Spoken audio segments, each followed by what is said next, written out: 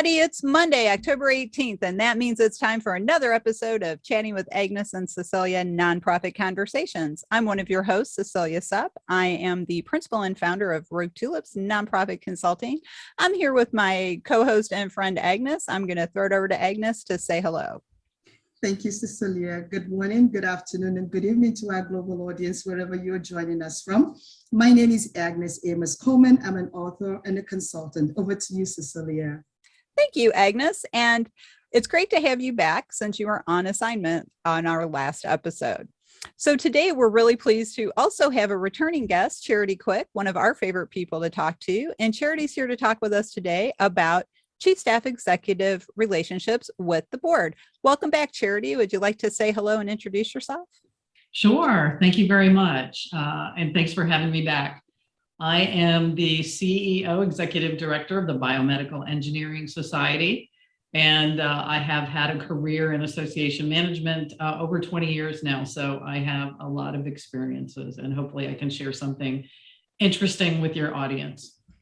That's great. I'm sure you will, because I heard from Agnes that you're recently back from a conference that had a big change pretty close to when it started. Can you talk about that?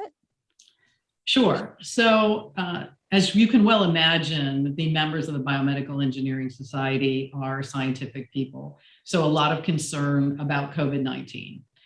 And we originally planned the entire meeting thinking once we got over that hump in leading into the summer that things looked really good for in-person meetings. So we planned an entirely in-person meeting.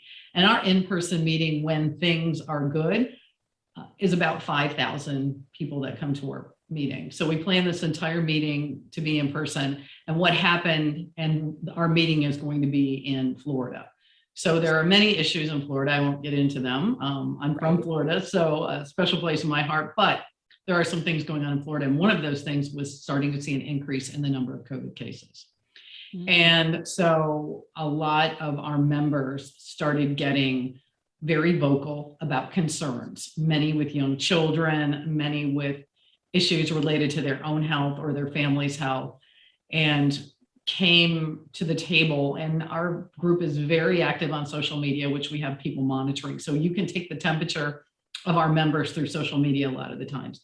Those concerns were raised, took those concerns to the board, and about 45 days prior to our meeting, we went from a wholly in-person meeting and flipped to a hybrid meeting, which means it had a complete virtual component coupled with a complete in-person component. And we had to switch over 1,000 speakers, that's session speakers and poster session speakers, to decide how they wanted to present, flip the whole thing. So it was absolutely crisis communication with the board.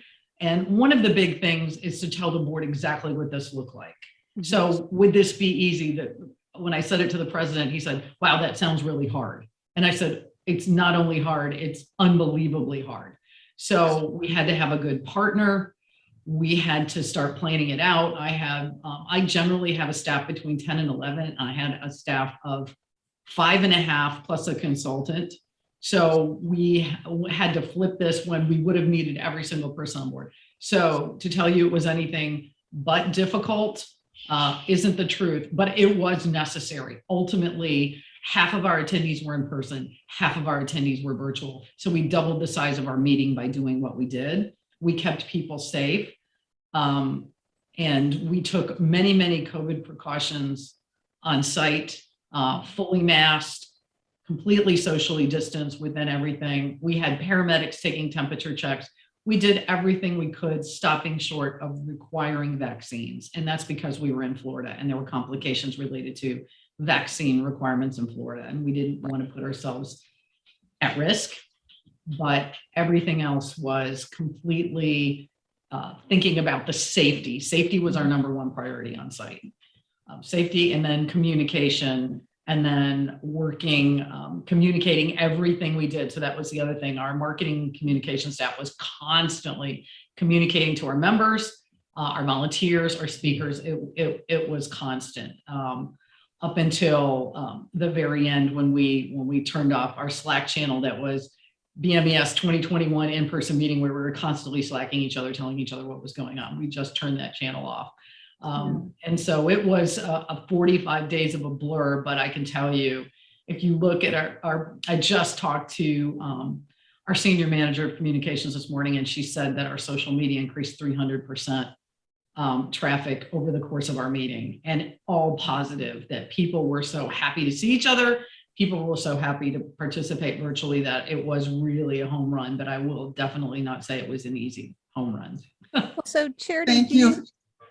Oh, sorry, Cecilia. Yeah, I was going to talk to Charity about, no, this is great, Charity. Thank you so much for sharing this perspective with us. And I think that our global CEOs who are listening to this, particularly in the association community, will recognize that doing meeting in the COVID era, it's not easy. And planning and having all those processes in place is very, very important. What I am very interested in learning and wanting you to share your perspective is that there are huge financial implications here when life happens like this. Can you help us understand how you communicated this to the board? Because you've got to have to get your buy-in from your board of directors when it comes to money. So share with us some of your thoughts on this. So I thought it was really important to put together a forecast and scenario planning. So we did some various scenario planning when we were moving into this. We had already started this because once we saw, and this is prior to the 45 days, once we saw the increase in COVID, we started scenario planning on our attendance in person and what that impacts. So we ran 3 or 4 different scenarios. Then when we got to the point that we knew we wanted to flip the switch to hybrid, that there were obviously additional costs involved in that, quite a few, from the hosting platform to recording sessions to live streaming sessions. So there was a lot of costs involved with that. So I put together a forecast for them based on what all these extra costs were, how it's going to impact the final result of the meeting itself, what the long-term implications were for the rest of the year, because whatever we did or didn't make on the annual meeting would have an impact on the rest of our budget for the year. So they were fully apprised of that and took it forward, and we had several what I would call, we call them special board meetings, but they were really emergency board meetings. So we had a lot of those, and one of those was to get them to approve X amount of dollars to bring it hybrid. So obviously there was quite a bit of additional cost to have the virtual component, which they approved. But at the same time, when we went through and I put the forecast together, I also forecasted additional attendance remotely. So increasing the attendance by 100% in the virtual space was definitely worth the investment. But to do what we did, we had a partner that we worked with for a long time, not in this capacity, but the folks who generally do our AV on site also had the ability to do this for us. But if you don't have a partner ready to go, I would tell you it would be almost impossible to flip a switch in 45 days. It just couldn't happen. So it's very, you have to have that ready to go. It's just not that easy, but there were definitely financial implications. We had to spend more money to do this, but at the same time, we invested wisely because we made more money doing this too. Thank you. It sounds like it was really successful. Actually, I know it started out in a bit of crisis mode, but you were able to pull it off. And that size meeting, 1,000 presenters, I can see why that would be a little stressful trying to reconfigure that. But I know we're talking about board relationships, but I'm just curious, do you think this will be your model going forward in the future now that you have this set up? Well, it's funny that you asked me that, because when we had an on-site board meeting and I said to them, I want the decision today, a year in advance, that we're going to be hybrid. And we made that decision. We will be fully hybrid next year as well. Only this time we'll have 360 days to plan it instead of 45. So we're going to be fully hybrid next year. I can't say that we're going to use exactly the same partners we use this year. That's to be determined because we're about to move into getting a new AMS and a new website and a whole bunch of other technology changes that we had planned to make as soon as the meeting was over. So, I mean, we quickly moved from one thing to the next. But yes, I think our future, for at least the foreseeable future, is to always be hybrid. It also opened us up not only to those folks who couldn't attend the meeting or chose not to because of reasons, personal reasons, but people who couldn't travel or ever attend an annual meeting. They were able to attend. So it opened it up to a whole new group of people. So our plan is to continue to be a fully hybrid meeting. Interesting. You know, Charity, with all this crisis communication and trying to move this event forward in 45 days, how much does, or what would you say transparency, what role did transparency play in this? Because I think in communicating with the board, from what I'm hearing from you, you had to be very transparent with your board on the reality of what the business environment looks like. So can you share with our global audience how transparency played a key role in making this happen and really allowing you to communicate directly with your board of directors? Yeah, so transparency with them is that's why we had a lot of special meetings and communication, so I could share with them as quickly as I could information that I was receiving. So they had information in real time. So it's difficult for them to just get dribs and drabs of information, then come together and say, hey, here's a motion, approve this or not approve this. So I was sharing a lot of information as I received it. We were having these frequent calls, so they were up to date on everything that we knew. So it was constant. They were seeing social media chatter because a very active group on social media, which was coming in through communications and then sharing that with me. This group is concerned about this group, what are we doing? So it was like a cycle. So you were hearing information coming up from the members. So information was bubbling up. Information was being pushed down to them as we knew it too. One of the things that is interesting is that if we had canceled our annual meeting, it would have been devastating for us financially. So we really couldn't. Though we had members who said you should just cancel it, or we had members that didn't really care to hear about any financial implications. They didn't want to hear about finances. What they wanted to hear about is their health and safety. That the board has a fiduciary responsibility, and they understand that fiduciary responsibility, and we talked about it. And they voted unanimously to still hold an in-person component, to accept that responsibility. But then in our communications to our membership in general, it wasn't about, hey, BMES is going to lose a lot of money if we cancel the meeting. It's about, we still want to have a meeting. And another big argument was the science. There's a lot of presenters are students, and they've had their science and they want to present it to this group and had been waiting to do that.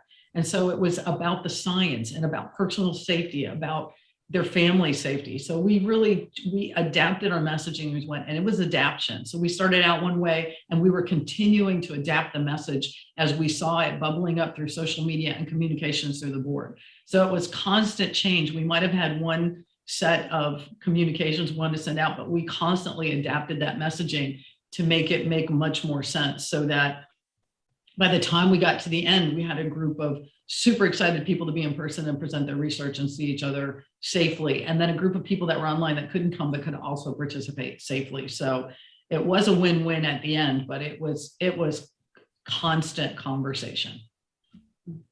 Well, and as we're coming near the end of our episode already, I mean, this has been such a fascinating conversation, the world we're living in. And, again, kudos to you, Charity, for turning this thing around in 45 days with such a big meeting. That's so impressive.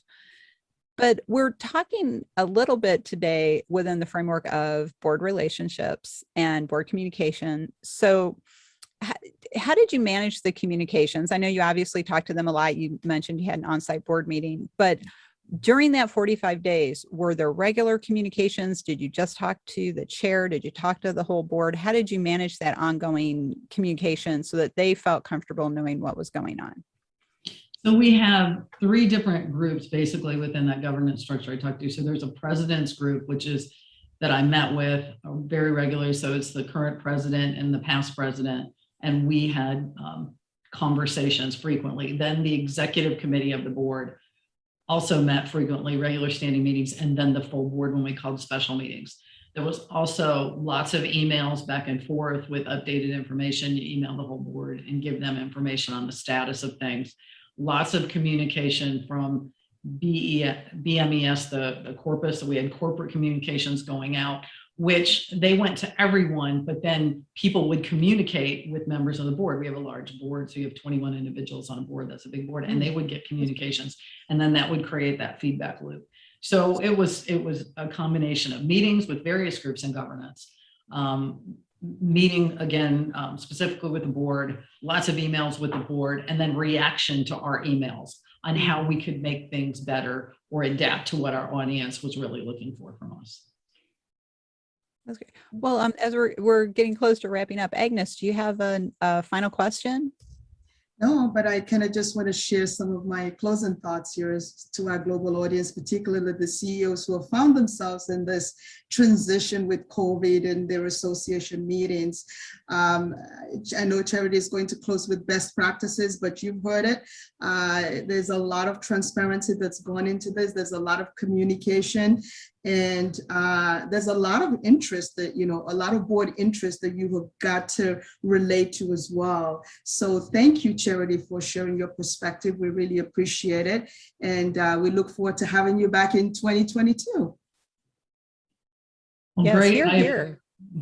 Great. I appreciate that. And I will tell you one thing. I never had more relief in my entire life when that meeting was over with. I will tell you, it was super exciting to go there, but I never felt such relief in my entire life when it was. Oh my we gosh. finally said goodbye to the 2021 annual meeting, but it was fabulous.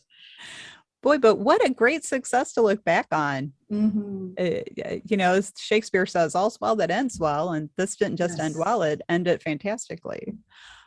So that's great. And you were so responsive to your members. You were so responsive with your board, and you have really demonstrated a great working partnership with your board. So as we always do at the end of our episode, what is your closing thought that you'd like the audience to take away, Charity? And if they wanted to contact you, maybe another CSE wants to talk with you about a similar situation, how could they get in touch? So one thing I didn't even mention, I'm going to give you a takeaway here that I didn't mention, and that was the staff. Because think about, again, I was down. I did mention that we were probably at half staff level.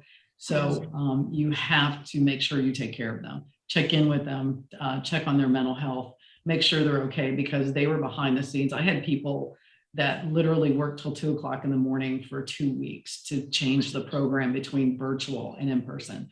So really focus on taking care of your staff and checking in and making sure they're okay. Because while all that other stuff is going on, they're still the ones sitting there doing the work. So please, if you go through this and you know how hard it is, you're going to need them and you're going to rely on them. And so make sure you thank them and that you take care of them when it's over. So that's my closing thought on that. And anyone is certainly free to email me at charity@bmes.org. I would be happy to talk to anybody about the virtual component, companies that we used, how we did it, how we structured it, what tools we used. I'd be happy to do that if anyone has any questions. Oh, that's great. Well, thank you, Charity. This has been some great learning that you've shared. So thanks for being here again. And as Agnes said, we'll see you next year. But right now we have to go rogue. We'll be back next week with another exciting episode of Chatting with Agnes and Cecilia Nonprofit Conversations. If you'd like to learn more about Rogue Tulips, you can check us out online at our website, roguetulips.com. We also encourage you to check out our sister company, the 501c League, at the 501cleague.net. We offer a lot of education to support nonprofit and association professionals. Thanks again, everyone.